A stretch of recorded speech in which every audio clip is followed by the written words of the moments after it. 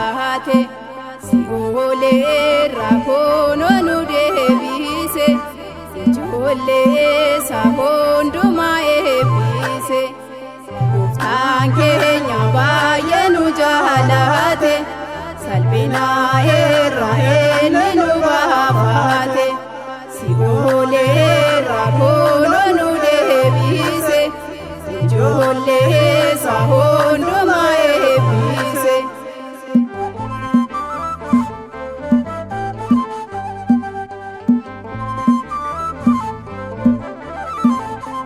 Gooftaan keenya saamirra gad bu'e gooftaan keenya nu fayyisuuf jedhe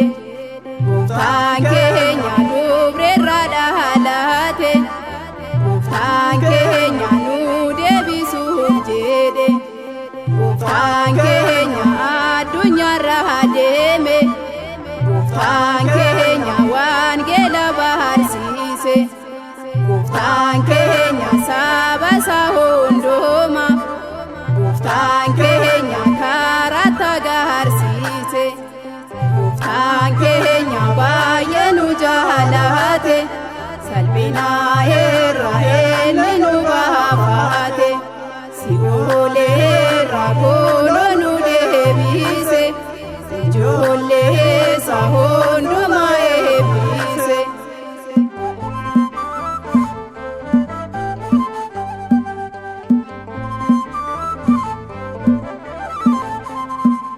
Gooftaan keenya foonii fi dhiigasa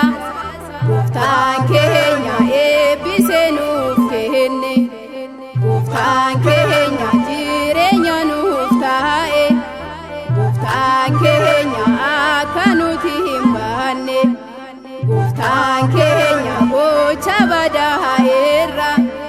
gooftaan keenya inni nu baraare gooftaan keenya sugas akka argachuuf gooftaan keenya inni nu gargaare gooftaan keenya baay'ee nu jaalate salphina irraa inni nu baafate si'oolee rakkoon nu deebise ijoollee isaa hundumaa eebbise.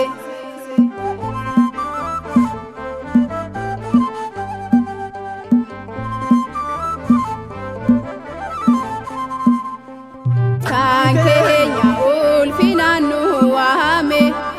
gooftaan keenya gara mana isaatti gooftaan keenya nageenya nuuf kenne gooftaan keenya barama baharaatti gooftaan keenya cubbuun baduu irra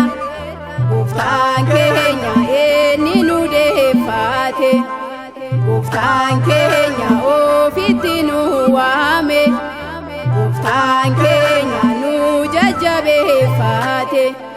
gooftaan keenya baay'ee nu jaalate salphina irraa inni nu baafate si'oolee rakkoon nu deebise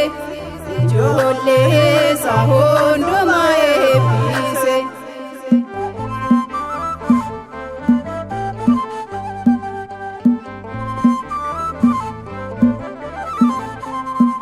Gooftaan keenya hundumaa danda'a gooftaan keenya humni isaa jabaadha gooftaan keenya waan hin jirre fide gooftaan keenya kan jiraachisuudha gooftaan keenya kan inni nuuf godhe